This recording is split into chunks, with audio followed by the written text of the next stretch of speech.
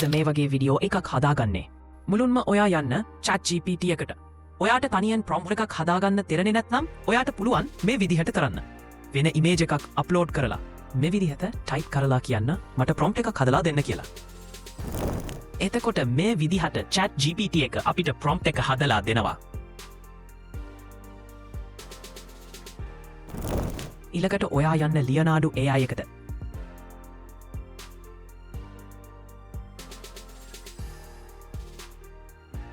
මෙතනින් ඔයාට හදාගන්න ඕන ඉමේජ් එකේ සයිස් එක තොරලා දෙන්න.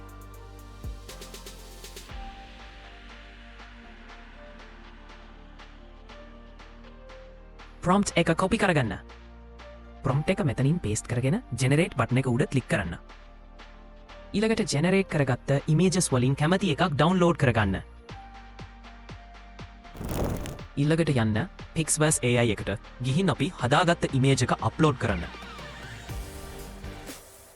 ආයත් යන්න ChatGPT එකට ගිහින් මේ විදිහට කියන්න මට මේ ඉමේජ් එකට අදාළව විඩියෝ ප්‍රොම්ප්ට් එක දෙන්න කියලා.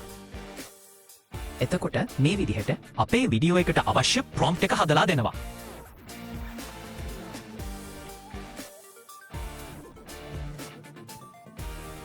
මෙතනින් ප්‍රොම්ප්ට් එක කොපි කරගන්න. ඊට පස්සේ Pixverse AI එකට ගිහින් පේස්ට් කරන්න.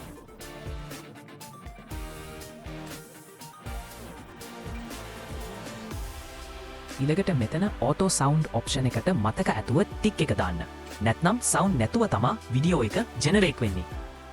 මේක මෙතනින් ඔයාලට පුළුවන් අවශ්‍ය නම් 5 second for 8 second වලට දාගන්න.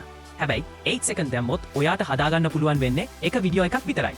Okay, now click the create button.